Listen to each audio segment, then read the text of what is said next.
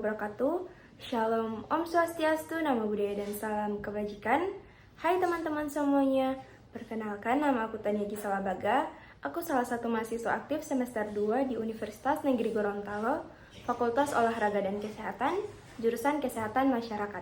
Di video kali ini akan membahas tentang penyakit antraks. Jadi buat teman-teman yang ingin tahu seberapa bahayanya penyakit ini dan bagaimana cara penularannya, simak video ini sampai akhir ya.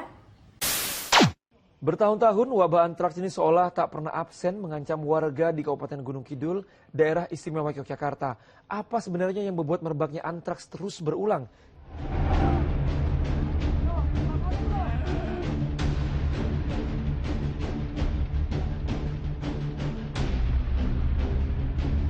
Kalian pernah lihat berita tadi nggak? Atau mungkin pernah dengar tentang berita ini?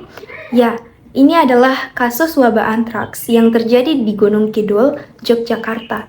1 orang sudah meninggal dan 87 bahkan lebih yang sudah terpapar bakteri antraks ini pada saat itu.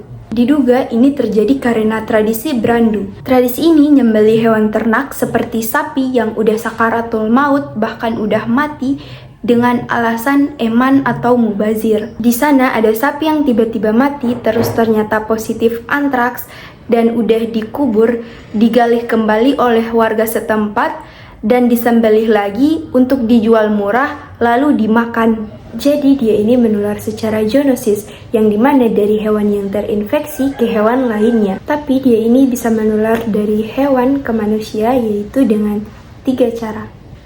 Yang pertama, ya kayak kasus yang tadi, kalau makan daging dari hewan yang positif antraks, bakterinya bisa masuk ke usus, bikin usus melepuh, terus jadi diare berdarah, bahkan kematian. Terus kalau kita ada luka atau goresan kecil pun di kulit, lalu menyentuh binatang yang positif antraks, maka itu akan melepuh, dan di tengahnya akan menghitam seperti batu bara. Yang paling sering bikin kematian yaitu melalui pernafasan. Bakteri ini keren dan gilanya lagi, dia bukan hanya di dalam tubuh manusia saja dan hewan. Misalnya, di tanah atau di udara, dia akan ngebentuk spora. Spora itu kayak tameng, jadi dia nggak akan mati kalau dipanasin mendidih. Bahkan dia bisa bertahan loh sampai 40 tahun. Jadi buat teman-teman, hati-hati ya jika di lingkungan kita ada hewan yang positif antraks, terus nggak sengaja sporanya kehirup sama kita, nanti gejalanya bisa sesak nafas, batuk, bahkan sampai kematian.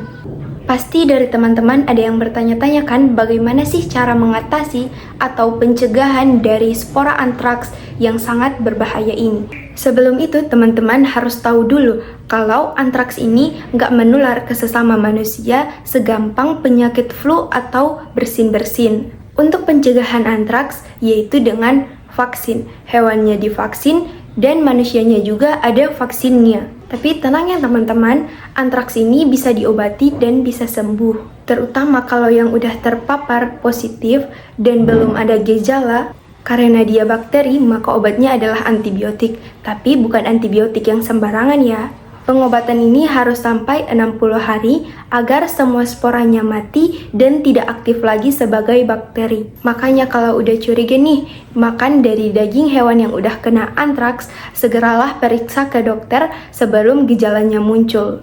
Dan kalau udah bergejala, selain diberikan antibiotik, diberikan juga antitoksin untuk menetralisir racun yang bikin gejalanya makin berat lagi. Jadi, eman atau takut mubazir itu boleh ya teman-teman, tapi dilihat dulu bagaimana resikonya. Kalau kayak gini jadi eman kesehatannya kan? Baik, itulah tentang penyakit antraks. Sekian dari video ini, lebih dari kurangnya saya mohon maaf. Wabillahi taufiq walhidayah. Wassalamualaikum warahmatullahi wabarakatuh. Bye!